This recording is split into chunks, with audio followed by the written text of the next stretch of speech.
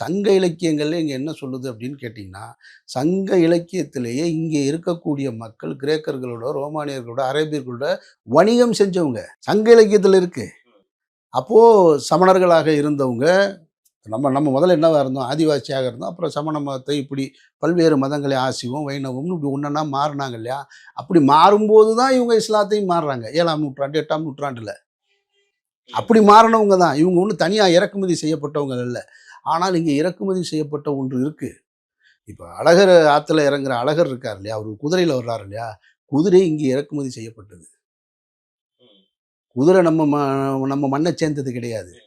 அது இஸ்லாமிய தேசத்துலேருந்து இறக்குமதி செய்யப்பட்டது. அந்த குதிரையில் தான் அழகர் உட்கார்ந்துருக்காரு, அந்த குதிரையில் தான் ஐயனாரும் உட்கார்ந்துருக்காரு. அப்போ என்ன தொடர்பு இருக்குன்னு நீங்கள் பார்க்கணும். நீங்கள் அவங்க குதிரையை இறக்குமதி செய்கிறாங்க, குதிரையை இறக்குமதி செய்துட்டு மஞ்சள் அது இதுன்னு சில பொருட்களை இங்கேருந்து எடுத்துகிட்டு போகிறாங்க. புறவி இறங்கியதுன்னு சொல்லி சங்க இலக்கியத்தில் இருக்கு. அப்போ தொடர்பு இருக்கு. அப்போ இங்கே இந்துக்களும் இஸ்லாமியர்களும் மாமே மச்சானா வாழ்ந்துட்டு இருக்காங்கன்றதான் உண்மை. மாமே மச்சானா இருந்தவங்க தான் இஸ்லாமியர் ஆனாங்க.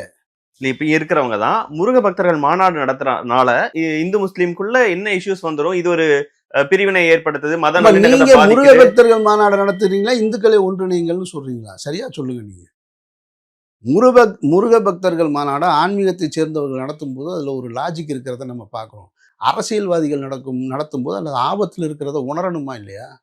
அதை நம்ம எப்படி உணர மறுக்க முடியும்? மதுரையை சுற்றி இருக்கக்கூடிய பல்வேறு கிராமங்கள் இருக்குது. மேலூர் இருக்குது, அந்த பக்கம் இருக்குது, இந்த மாங்கலம் முக்கலம்னு பல கிராமங்கள் இருக்குது. இன்னும் பல கிராமங்களில் நீங்கள் போய் பார்த்தீங்கன்னாக்கும் திருமணத்தில் தாய்மாமன் முறைன்னு சொல்லிட்டு இஸ்லாமிய பெயர்கள் இருக்கும். இஸ்லாமியர்களுடைய திருமணங்களில் தாய்மாமன் முறைன்னு சொல்லிட்டு இந்த சமூகத்தை சேர்ந்தவர்களுடைய பெயர் இருக்கும். அப்போ இந்த உறவை நீங்கள் பிரிக்கிறதுக்கு தானே இந்துக்களே ஒன்றிணைங்கள்னு சொல்லி. இந்துக்களே ஒன்றிணைங்கள்னா யாருக்கு எதிராக ஒன்றிணையணும்?